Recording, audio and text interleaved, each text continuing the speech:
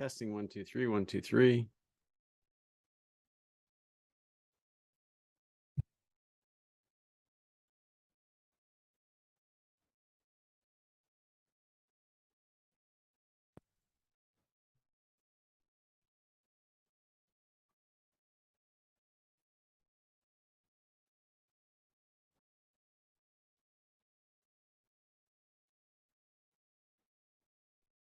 Testing 1, 2, 3.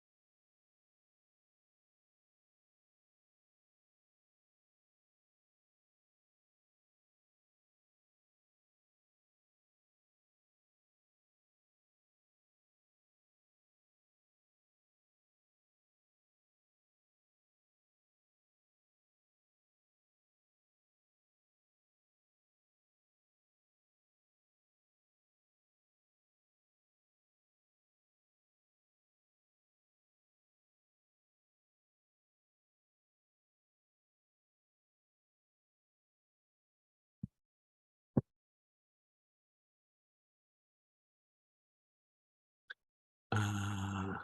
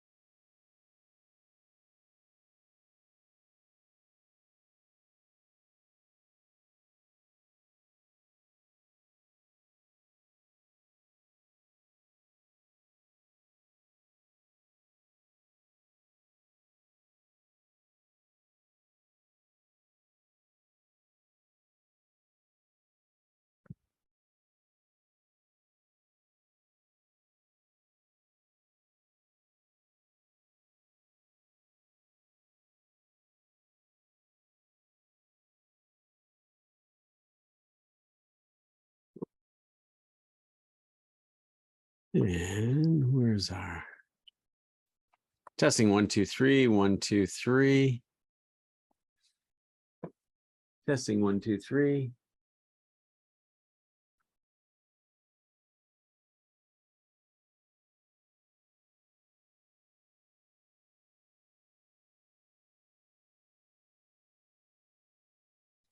Testing 1, 2, 3, 1, 2, 3. Where are there we go. Reconnecting. There we go. 1, 2, 3.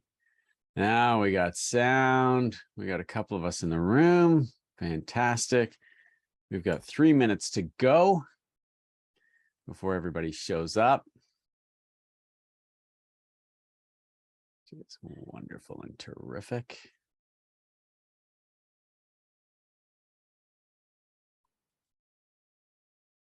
And we'll move that window around as we go along. Here in the boardroom.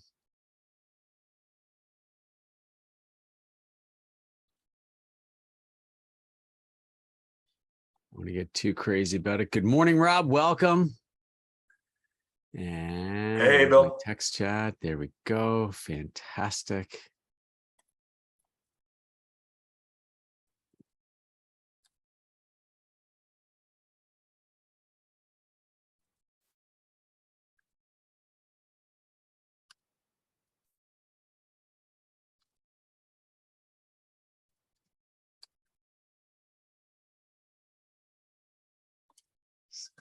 Quick welcome message this morning. Fantastic. There we go. Got a text chat open. Got less than 60 seconds to go, and we will get started with the Dynamic Buyer Odyssey. And that will be fantastic. Looks like a great day outside. Looks like the weather's going to be amazing today, as usual. Chill of fall. Golly, it is getting colder all the time. It was a really cool morning this morning for my walk at 5 o'clock. Love the morning. Morning is just a great time to be out and around, moving about, getting my day going. This is a busy weekend. This weekend, we're putting up a boat port for the boats. So doing some building. It's fun to do something with your hands, that physical labor every now and again, you know, getting your hands dirty, so to speak, getting in there and working away at it. That is for sure. Well, that is 10 o'clock and we are off to the races. Welcome, everybody. I know we've got a bunch more to join us, so looking forward to that. A lot of the seasoned veterans tend to skip the beginning part of the orientation. So the purpose of the Dynamic Buyer Odyssey is to help you believe every shopper is following a decision-making process that motivates them to become a buyer. That's what the Dynamic Buyer Odyssey is really all about. Ordinary average salespeople following a winged approach don't believe every shopper is a buyer and wind up frustrating would-be buyers, forcing them to shop for a salesman that can make the deal happen.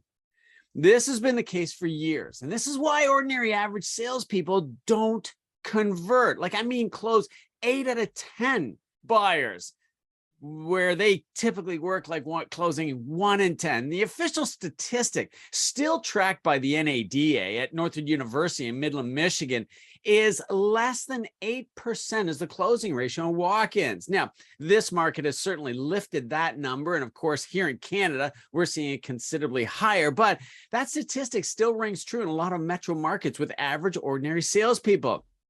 And if they do it and do close a deal, that's what I mean by doing a deal, it's generally a low gross deal, void of repeat referral business because of poor customer experience. Not because they didn't ask for a repeat, not because they didn't go after referrals. It's because the customer just is unimpressed. So understanding why they buy will convert shoppers in minutes as opposed to hours. The confidence that you will have to draw shoppers to you as opposed to pushing them away like average ordinary salespeople will just elevate your business. So for those of you that don't know me, I'm Bill Harvey, founder and owner of this technology and system. And I hope you're in a quiet place and only focus on me because you want to be taking notes. These sessions are purely tactical, really quick, fast. I'll move that screen out of the way and packed with information.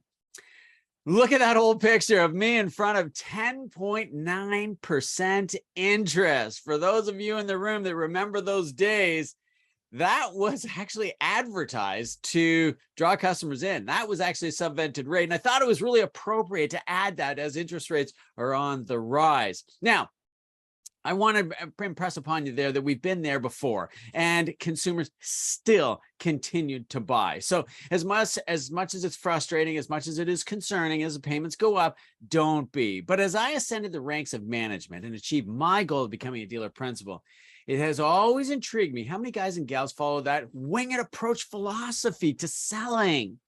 I find landing a shopper on the right vehicle from the very beginning will sell any automobiles in minutes, as opposed to everyone else working all shift with just one shopper.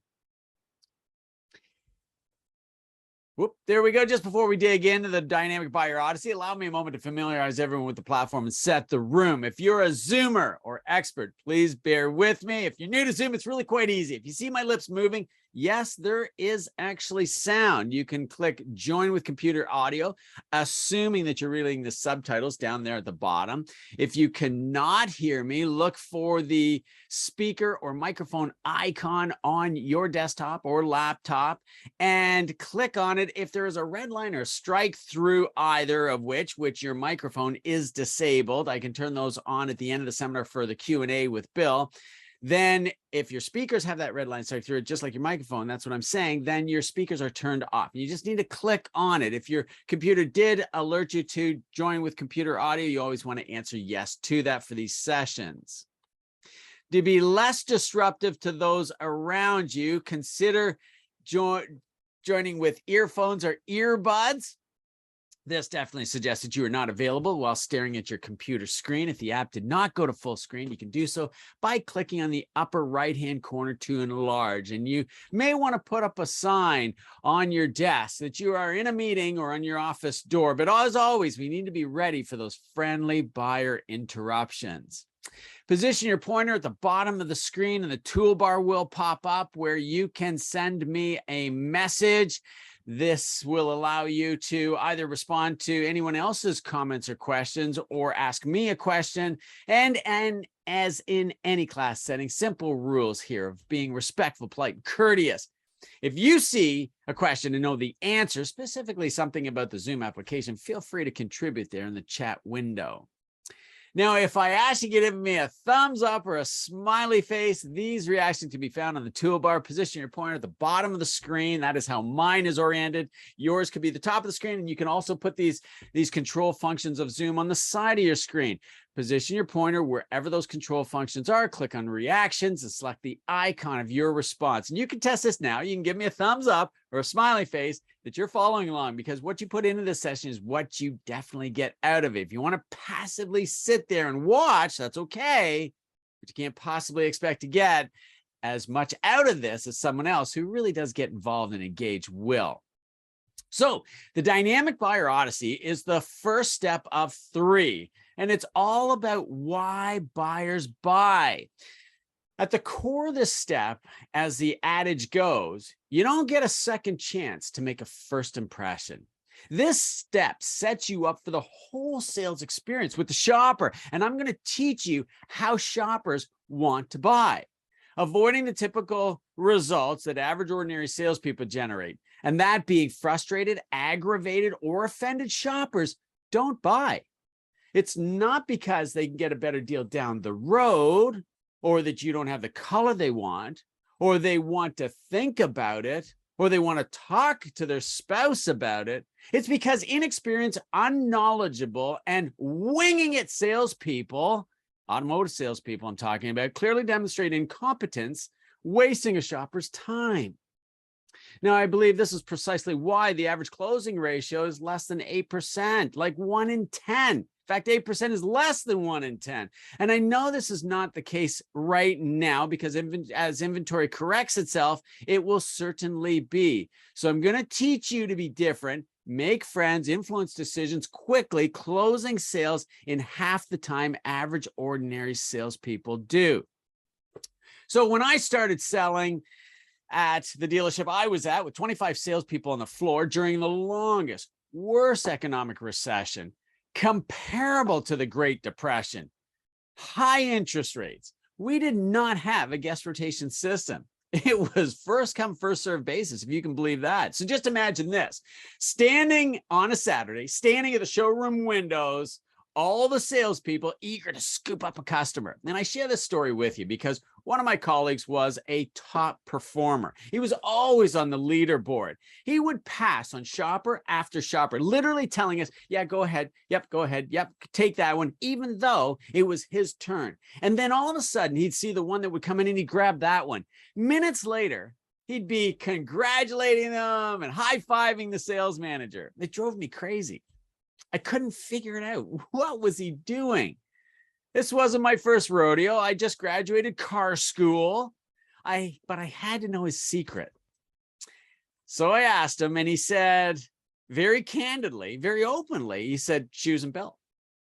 And I thought, shoes and belt? Like, what on earth does that mean? That's even stupid, right? Shoes and belt. Shoes and belt determine whether somebody buys?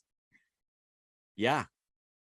What he didn't know at the time, or maybe he did and he wasn't telling me the whole story, was that stating nice, new, expensive shoes, man or woman, including their handbag, and they're probably well off, prepared themselves to impress upon us as salespeople, they're interested, capable, and ready to buy. This simple tactic of observation, observing buyer behavior, has taught me so much, way beyond what negotiating and closing and even my presentation skills taught me about why they buy.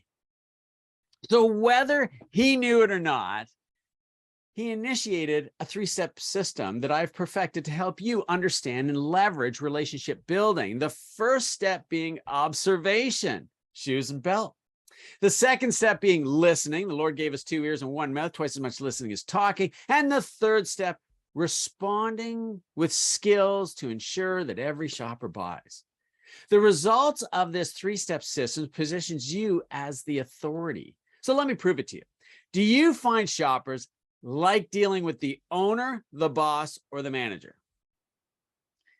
Ever thought about why? Well, the reason is really quite simple. These are the authority figures. These are the people that have the final decision. These are the ones that say yay or nay to any deal. Now, you need to be that guy or gal. This is the secret of high performers in any dealership, especially yours. Customers are loyal to salespeople that they really like, believe, and trust, but no two customers are the same. And the faster you learn to chameleon, the more effective you will sell each and every shopper each and every time. So, you know, any customer will change their vehicle anytime for a shiny, latest technology, better fuel economy, and full warranty. But there's the eraser, right? They don't know how, where, or when to do so. Those adjectives are describing why buyers buy. And as Spencer Johnson wrote in his fabulous little sales book, The 1-Minute Salesman, help people get the feelings they want. First, see them getting what they want. Then see yourself getting what you want. That's a transformation, right? You know, shoppers want shiny, newer, full warranty, and latest technology. Help them find it.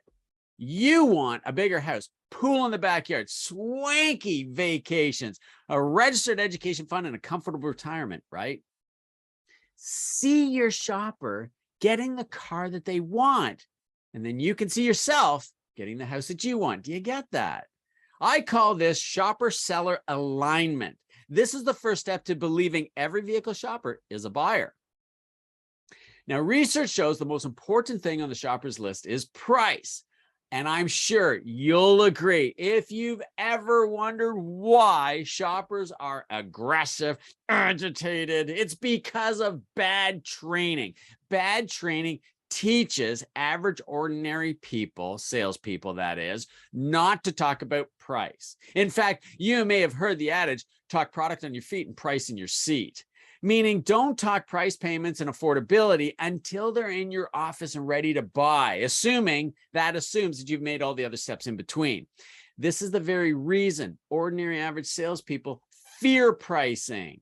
You must introduce price at least the advertisement price to gauge reaction and determine affordability to carry on to the next step.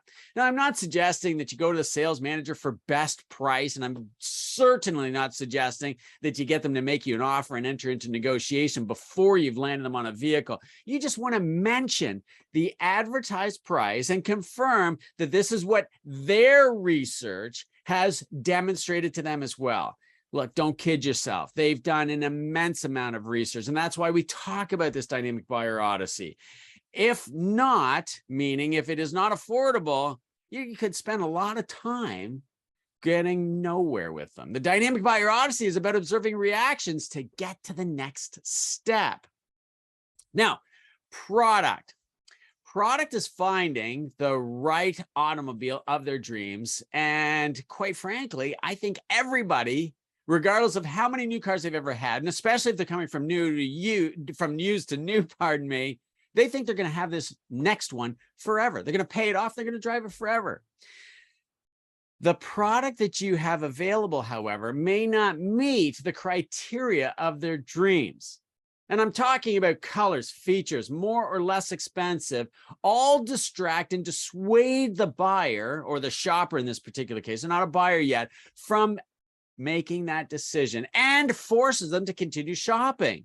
It's an unfortunate reality, but you just cannot expect to have all the colors, feature combinations available every time. But that's the excuse of ordinary average salespeople, that they can't sell more than 1 out of 10 because they don't have the right inventory, the right color, and the features that their competitors have. Can a shopper then convert to a white car when they really wanted a red one? Did I pick 2 good opposing colors? I know everyone picks black and white, but really, when you want red, there's nothing about a white car, truck, SUV that is acceptable. Can they convert? Absolutely, because when you help them see themselves getting what they want, shiny, newer, faster, more fuel efficient, with amazing technology and a full factory warranty, driven by the vision of you seeing yourself getting what you want, a sticker on the board, recognition as the man or woman in the dealership, a bigger house, a cottage, a swanky vacation, a great retirement plan, then you're aligned and the sale is imminent. That's why I call this the dynamic buyer odyssey. It's a journey, a really fun, enjoyable one too. Now, trust. I'm really confident when I say salespeople buy from salespeople that they like, because above all, they trust that salesperson and what they are saying. Alignment solidifies these feelings of trust, so they believe you. Ordinary average salespeople jeopardize their trust with words and gestures, of unsupported conclusions with poor communication skills. They do so by saying silly things like, trust me, believe me, or I won't lie to you. You actually have all the credibility instantly, and you are the authority, trusted advisor to buy from right off the start. Always remember, trust is only ever earned. It can never be requested. Now, friendship. Let me ask you a question. Do you have a friend that you talk to on the phone regularly? Like, I'm talking about sipping beer, wine, coffee, talking for hours on end. You know, when you think about it, what are you really talking about?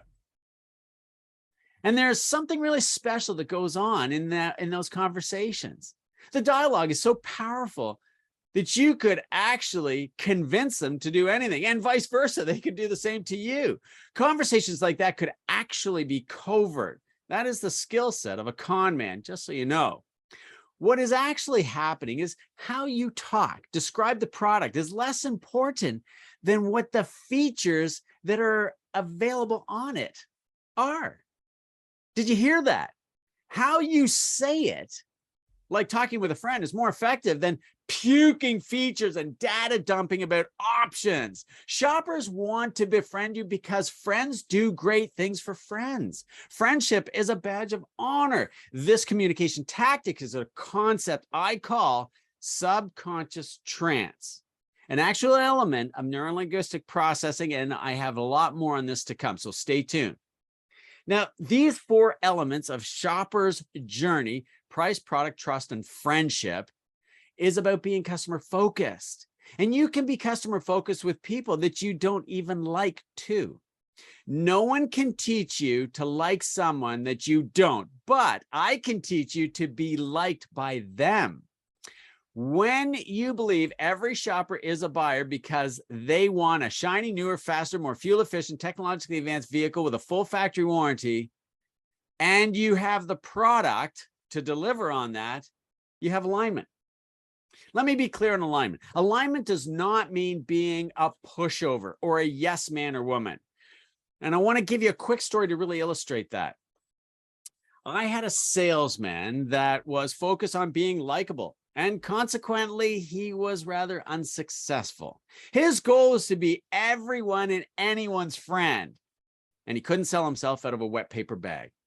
Now, through this process, he realized he and his shoppers were not aligned. He thought shoppers wanted a friend. They do, but they also want a shiny, newer, technologically advanced vehicle with a full factory warranty. He could not establish a subconscious trance necessary to friendship, focused on helping the shoppers see themselves getting what they want. When you understand the customer, you can sympathize with them and not empathize about their situation. Let me clarify that. Remember the observation tactic of the belt and the shoes? That's a tell. A tell is something about their lifestyle, interest, and color choice.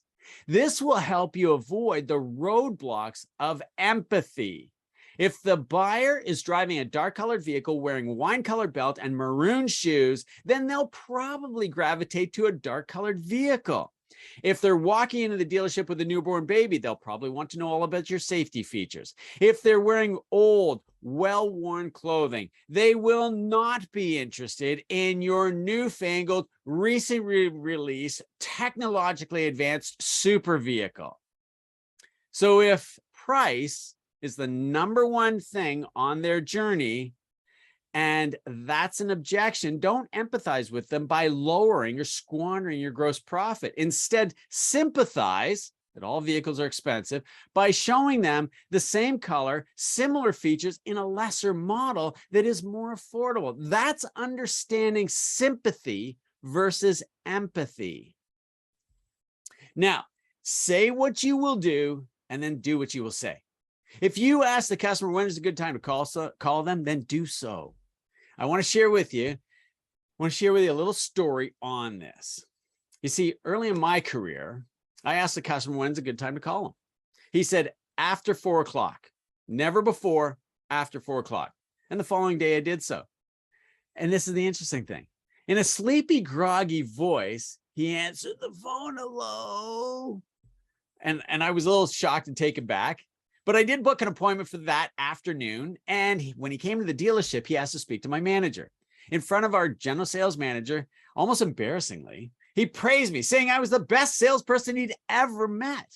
Of course, my general manager agreed with him and said, now, what did Bill do to impress you so? And he said, when I tell people, especially salespeople, not to call me after 4 o'clock, I want to tell you how few actually listen to that and how many actually never call. But I work nights and sleep during the day. So calling me before 4 o'clock is like calling you at 2 a.m. in the morning. Bill heard that and did so as I instructed, and I'm really happy to come in and buy from him.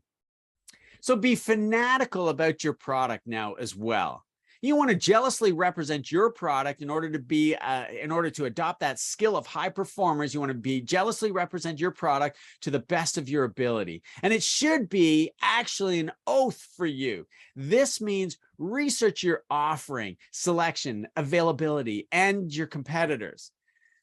Especially helpful. This is especially helpful when shoppers challenge you with a journalist's impression or some self-proclaimed blogger's misinformation. Any customer requesting information wants your product. They're a buyer. Their presence alone on the phone, sending you an email, in the showroom is proof alone. This must be, you have to be prepared to back up your claims with facts, dispelling myths and non-truths. That's why you take an oath to jealously represent your product to the very best of your ability. You must believe in your product so strong, it's a conviction. Nothing compares. No one, nothing else. Now, we've talked about trust, but do you know that you have 100% of someone's trust implicitly, especially with strangers? You have more trust. Did you know this? More trust with a stranger than with your family and friends. You see, ordinary average salespeople will say and do something, as I mentioned moments ago, that compromises or flat out destroys trust. Ordinary average salespeople destroy trust with silly statements like, believe me, trust me, I won't lie to you, I'll be straight with you, I'll be frank with you.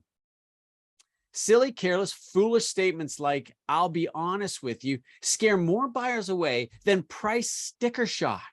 This statement, I'll be price sticker shock, is becoming very prevalent right now, especially with someone with a 10-year-old vehicle. These statements are unnecessary. Your shopper's guard goes up like a rocket ship blasting off. Live by the adage, trust is only ever earned and never requested. Now, this slide carries a sobering message, and this is a little out of character for me, and you will recognize this in seconds. You need to enjoy your career or get out. The skills of high performers live by this. You need to enjoy your career or get out. Love what you do and be proud of it. If you don't love what you do, quit, like really soon.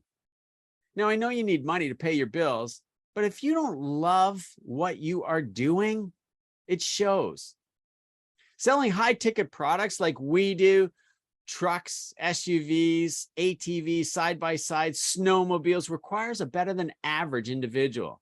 If this isn't you, and I've taught thousands of salespeople just like you throughout North America, I can say with conviction, there's no career more thrilling than selling automobiles, including boats, snowmobiles, ATVs, motorcycles, and airplanes. If you don't believe anyone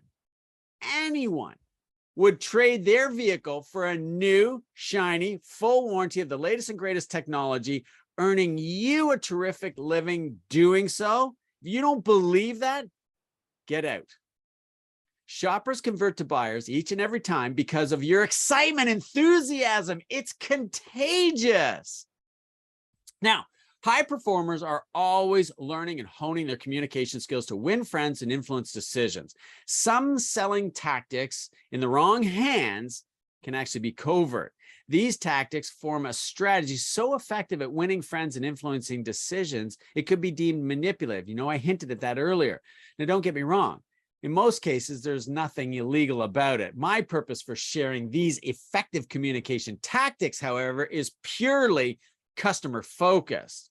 I do not know of any professional development system in our industry teaching it. With over 30 years of trial and error doing so, I know it's, I guess the best way for me to describe it to you is like legal hypnosis. This strategy really unlocks the secrets of why they buy. In fact, if I thought you might use this skill covertly, I would not teach it to you, so don't. But first, I've got to share with you a code, because I can teach you the skill. However, without the conviction, it'll mean nothing, and customers will see through it. So the code is a tripod representing 3 words, represented by ASK.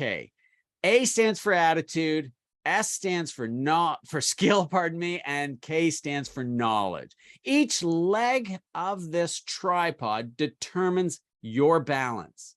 Whenever you find, for instance, whenever you find yourself off balance, one leg is generally slipping and the tripod starts to tilt and eventually falls over. Oh, I didn't realize that my picture's covering your screen. There we go. So one leg starts to go over and eventually possibly even falling over. That's you. That's the metaphor for you. For example, if closing and negotiation skills are challenging, you'll lose out with aggressive buyers. That means your skill leg is slipping and you fall off balance. Or if you don't exercise, eat right, sleep well, and don't have a pleasing disposition, you may be labeled with a bad attitude, and therefore your attitude leg is slipping, throwing you off balance. If you aren't investing in yourself, building your knowledge base, like right now, attending these sessions, your knowledge leg is slipping and you'll find yourself off balance. The tripod is simply a metaphor as a reminder to remain balanced. So everything you do starts with an attitude. I don't think that is any surprise to anybody, and that's just a great suggestion, isn't it? That means whether you think you can or not, you're probably right. If that sounds ambiguous or it is intentional, like what happens when a shopper says, how much, or that's way too much? Well, ordinary average trainers and managers unconsciously, and I think unintentionally, teach a term I call cognitive dissonance, meaning they teach you to ignore questions, forcing a value bridge building exercise of product knowledge, or in plain language, data dump. Go and show them the product. Tell them all about it. You know what I mean? Instead of answering questions with confidence, providing choices, they tell you to go sell value. What the heck does that mean? For instance, when a customer says, how much is this? And you answer with, well, that kind of depends. Did you answer the question or did you just jeopardize trust? Cognitive dissonance simply means that your results with the customer will be pulling away. This is exactly why average ordinary salespeople do not believe every vehicle shopper is a buyer. Now, I really want to make sure that you're getting this. So let me put it another way for you. Do you ever watch sports? And I mean extreme sports, like daredevil stuff, like squirrel suits and base jumping, cliff diving, and Isle of Man motorcycle racing. If you're wondering what I'm talking about, watch Red Bull TV. You'll know what I'm talking about immediately. These athletes cheat death. And if something goes wrong upon recovery, they're right back at it. Why? Well, they have a winning attitude. They know they're capable and love what they do. They admit when they make a mistake, they learn, practice, and train. So if it doesn't kill them, they generally rise right back to perfection. And in some cases, make a lot of money. Now, don't misinterpret me on that. Don't misinterpret me on that. I do not think their goal is to make a lot of money. Money is the byproduct of parlaying what they do, what they love, in other words, into sponsorship that pays them. So you don't automatically have skill. You know that, right? You acquire skill. Now, average ordinary salespeople acquire just enough skill to get by. And this is the very reason most are broke or dead before retirement. The core skills that you must fundamentally acquire are being likable, presentable, communicative, and present. Fundamentals are foundational skills, but by no means assure any level of growth or potential. So average ordinary salespeople stand around watching, not really learning anything, just watching. This is the very reason traditional one-day workshops in a convention room are ineffective. Unless there is a recording and you make copious notes, there is no way that you can possibly absorb that much information with any chance of applying the teachings. Free videos of online sessions are almost just as useless. Without coaching through role play, how can anyone expect perfection? You want to master communication, be a master orator, facilitate presentations, close and negotiate with confidence. Now, the Sales Gladiator Manifesto of 3 stages, 9 steps, 27 actions with live classes supported with personal coaching and a mastermind will do that just for you. You can go to my website and schedule a 15-minute call to find out how and what it's really all about. Now, knowledge is wisdom. Wisdom is the culmination of experiences gained by making bad choices, discovering what does not work. In other words, you don't want to do it again. Doing so is the definition. Doing the wrong thing over and over again would be the definition of insanity. Doing something over and over again, expecting a different result. Someone would have to be insane not to recognize a bad choice and keep trying. You'll learn the wisdom of what the top % sales club masters do, starting with your knowledge vault. It's a vault because it's a huge area where you keep all those learnings, and you should keep these strategies and tactics, quite frankly, a secret to yourself. The greatest secret being persistence outweighs resistance as the greatest skill over and above talent or education at anything that you do. So you need to learn the primary selling skills. And most think the primary selling skill is being likable. True, but it's only one component. Likability are people skills and relatively easy. But people skills alone are not able to influence significant high-ticket products buyers' decision. Business skills do and are more complicated because this is where the influence of decision takes place. Our sales process is not as simple a transaction like buying a lottery ticket, a pack of gum, or a computer. Those items require low decision-making skills, and you've got a choice amidst a huge variety of competitors.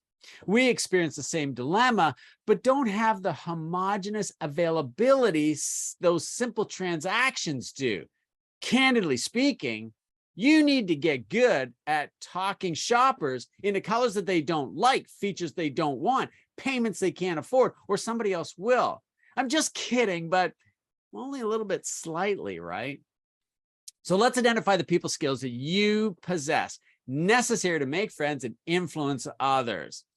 I would say identify as you possess these skills, but we're only going to refine them because we're only going to focus on the most effective ones. You've probably met or have a friend characterized by the nicest person in the world, that they could not sell themselves out of a wet paper bag.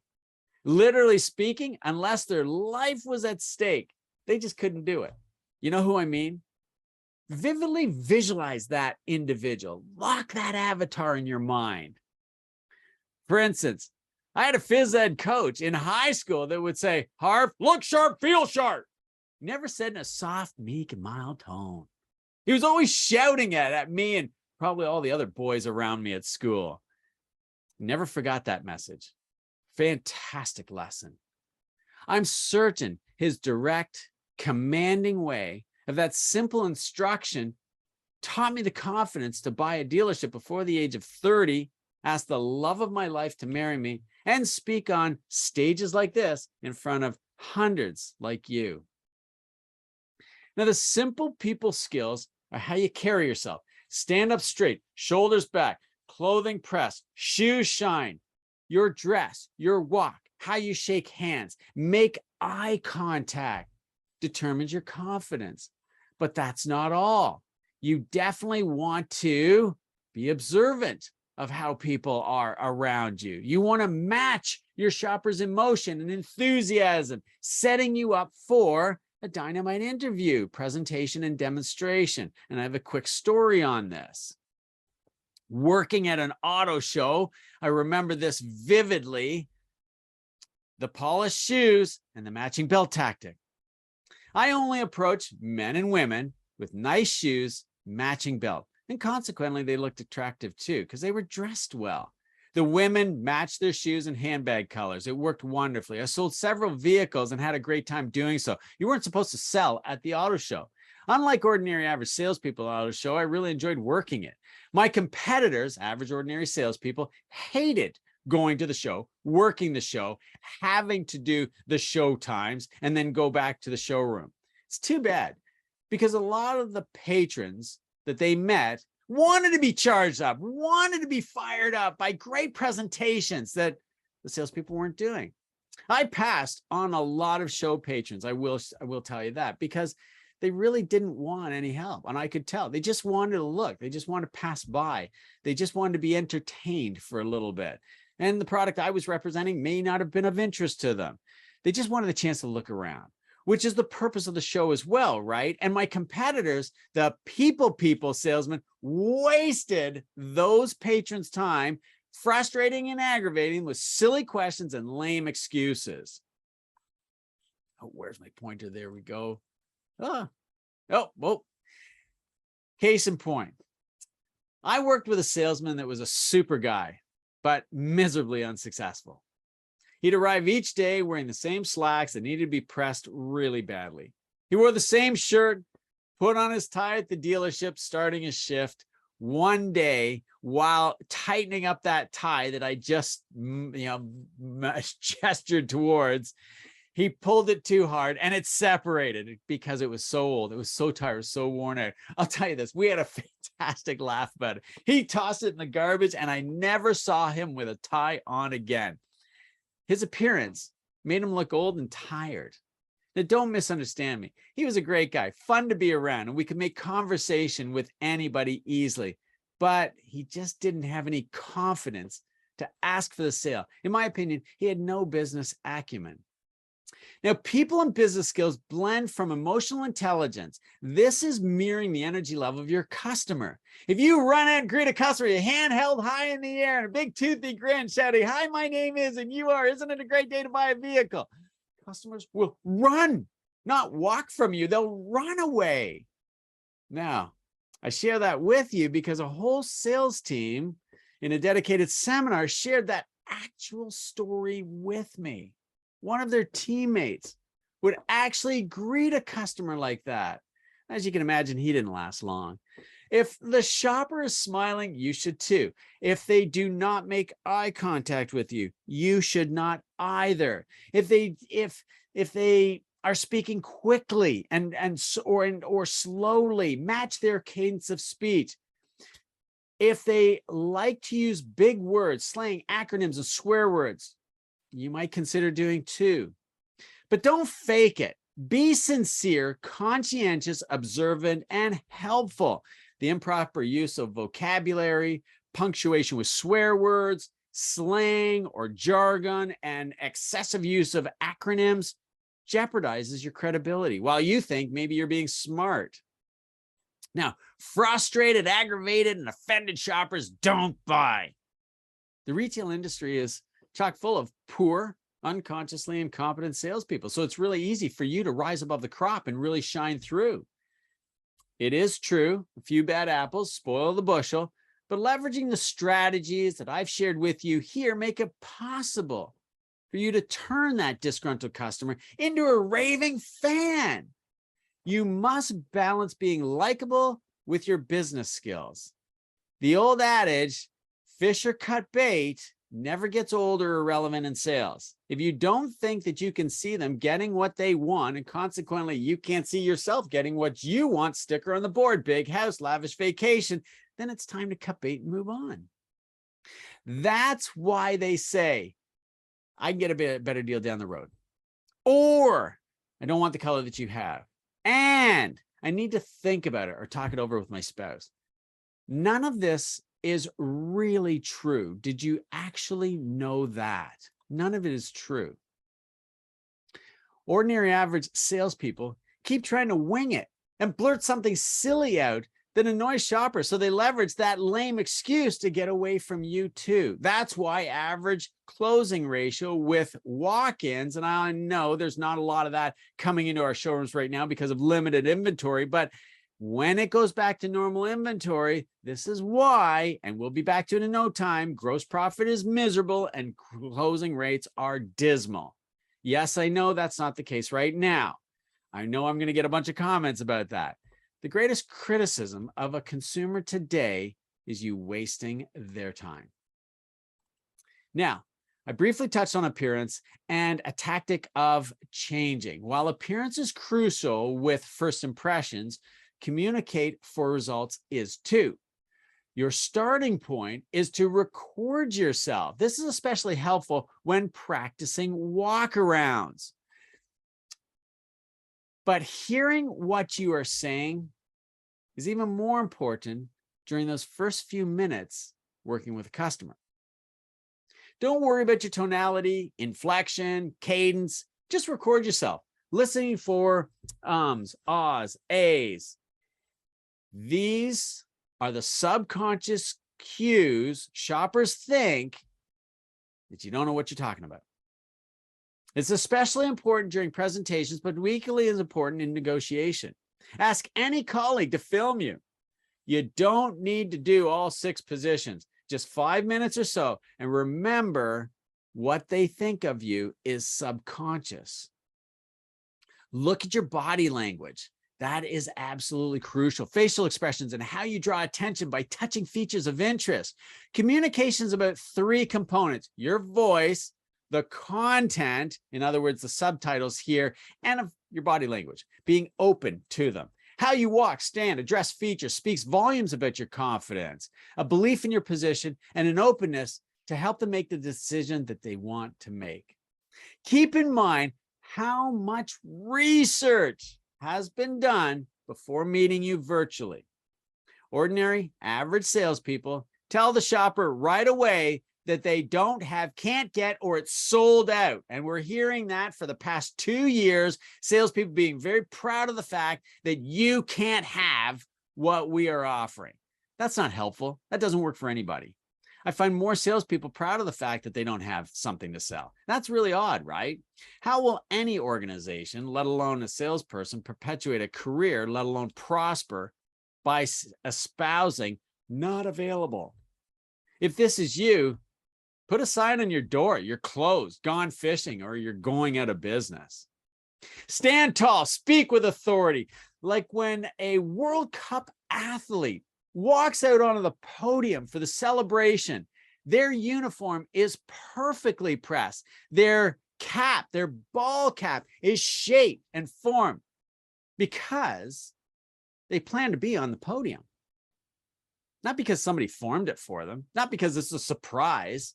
They even know what to say. They even know exactly what they're going to say. And I can't imagine how much money is wasted on the losing team in that final game, all those caps, shirts, and jackets.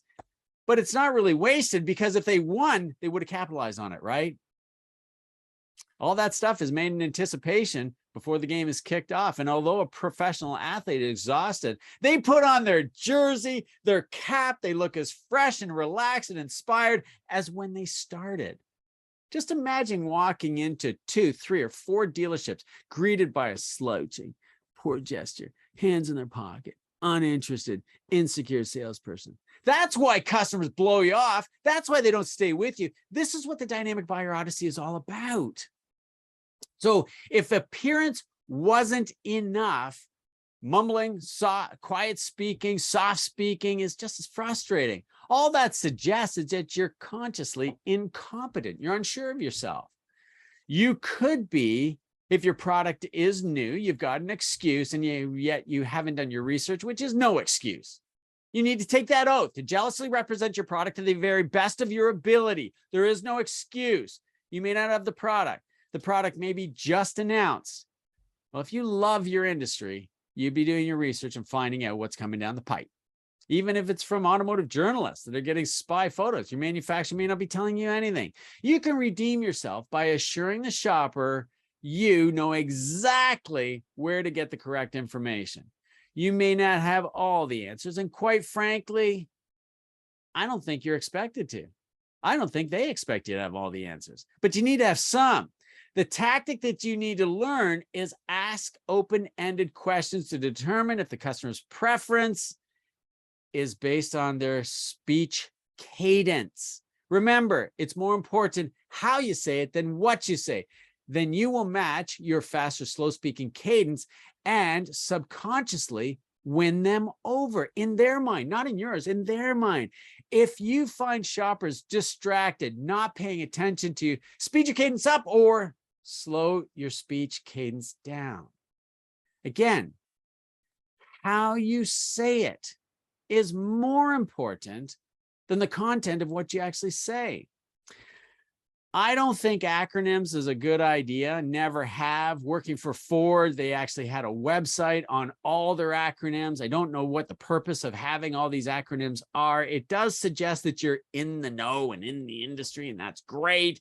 Customers don't know that. They don't want to get into the industry. They want to buy an automobile, shiny, newer, faster, more fuel efficient with a full factory warranty. Every industry has acronyms. They're confusing, quite frankly, useless. Abbreviating word combinations has no benefit other than cataloging.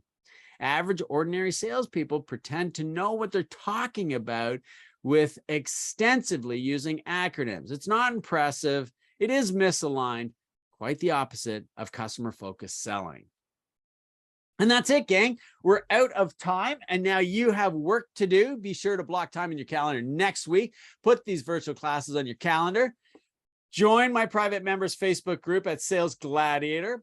You can post a question right now. You can leave a comment.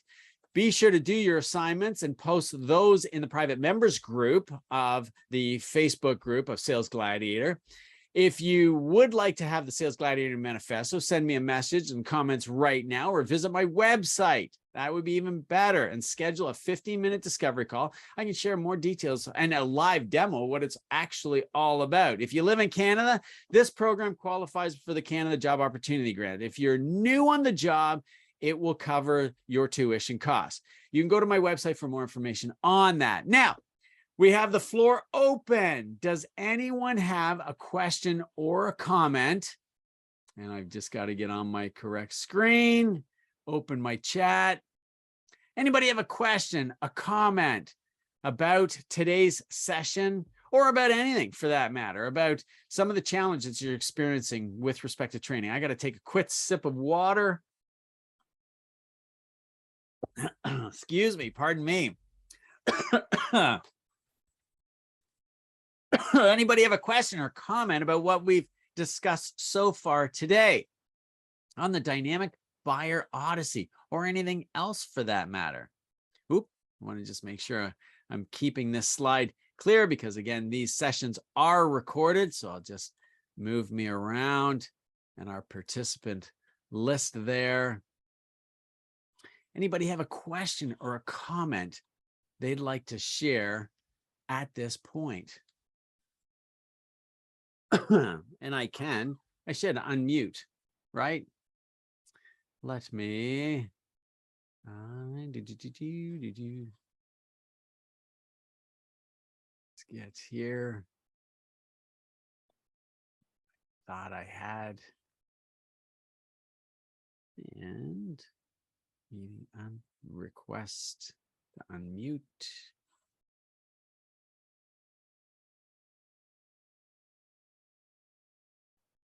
There we go.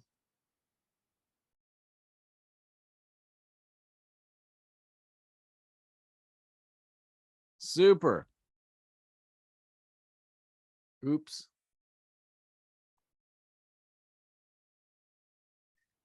Super. If you have a question or comment, you want to voice that in. I've made that. I've sent you a request to unmute yourself, and you certainly can. If you've got everything that you wanted out of this session, you're more than welcome to excuse yourself from it. Yeah, Rob, great question. Rob has asked in the text chat, if your text chat isn't open, kindly open that. You get to see his question there. Is the walk around still important? It is. Walk around is just one step of the 8 steps. And I know you are asking a really dynamic, pointed question, Rob, because I know your level of expertise in the industry. For everybody that does not know Rob, Rob and I are working together, trying to build a better buying experience by going out and sharing our skills and sharing with a larger dealer group and organization these skills and others. And the traditional walk around presentation was the old sell value, and created what I identified a little bit earlier as that cognitive dissonance. And that's the theoretical term for pushing people away. Without understanding the buyer journey, I'll answer really, really quickly, Rob. Without understanding the buyer journey, and correct me if I'm wrong, if you agree with this, there is no point in really moving forward to those other steps of the sale. If we have that buyer that just simply that are done, I was having this conversation with a salesperson yesterday. A lot of other salespeople are excellent sales associates, meaning you as a shopper could go to 3 stores, get an amazing walk around, a terrific demonstration drive, an amazing question on, is there anything else that I can share with you or help you with? But they don't ask for the sale. And the customer walks away from that experience feeling like, now I got to keep shopping. Why didn't they ask me to buy? And the customer doesn't know how to say, I'll take it, until they get frustrated enough and they walk into your showroom and they meet you for the first time and you say, hi, welcome to ABC Motors, which they already know. And I don't think that is a good welcome, but is there anything that you came in specifically to see and drive? And they're like, no, I don't need to see it. I don't need to drive it. All I want to know is, do you have it? Because I want to go with it. And this salesperson said, yeah, that's exactly what happened to me the other day. A couple came in and they seemed offhand, a little bit moody. And so this salesperson said, I mirrored that sort of thing too. And they bought instantly without seeing it, without driving. And I said, you know what probably happened there was a great walk around somewhere else who didn't ask them if they wanted to buy it. Or maybe it was a walk around on a color that they didn't like. And maybe you had the perfect model. Short answer to that question is yes, walk around is important, but we're not at that step yet. In order for us to get there, that will be the secret. Yes, that solid selection. It's crucial. And that's what we're talking about here in the Dynamic Buyer Odyssey. Anyone will change for a shiny, faster, newer, more fuel efficient with a full factory warranty, but we need a solid selection. Belts and shoes, right? Dark colored shoes, dark colored car. Makes it really easy. Maybe you don't have a dark colored car and you point blank, tell them that right out of the gate. Thank you for that question. Did I answer your question, Rob? Certainly hope so there. There we go. We're on the right screen. Yeah. Second question I can see from Sam Palumbo. Thanks so much, Sam. Yeah, the skills are exactly the same. Appreciate that, Rob, for used as it is for new. And I know you focus on the pre-owned side of the equation and sell a lot of used cars, Sam. Good for you. The pre-owned buyer may be more committed to a buying process than the new car buyer. The new car buying process tends to take a little bit longer, generally because of the price of the product. The used car buyer tends to do a little bit quicker. Sometimes the need, is more specific. In other words, their car is completely died, or they're new in the market and they just need to get something, or they have never had an automobile before and they think secondhand first as opposed to going new. The secret to handling the pre-owned buyer over the new car buyer is the interview has to be faster and longer. You need to be even more alert and more aware of your product offering, because you don't make used cars. You don't dealer trade for used cars. What is on the ground in front of you is all that you have to work with. And sometimes it doesn't fit a budget. Sometimes it doesn't fit the color request. Sometimes it doesn't fit the features that they're looking for. So how do you get the customer to fall in love with what you've got? Well, you can't force it down their throat. You know that, Sam, as well as I do. But what you can do is show based on your observation. Right? If they are standing in one place talking to just you in the lot and they haven't looked around and they're not looking around, then that speaks volumes to me that the question out of their mouth will be not what's your best deal or what's your best price. The question will be, do you have? And if you don't have what they're looking for, then you're a little stuck, aren't you? Doesn't mean that you can't show them something, doesn't mean that they wouldn't consider going with what you're showing, doesn't mean that they may have to leave and come back. That is the reality.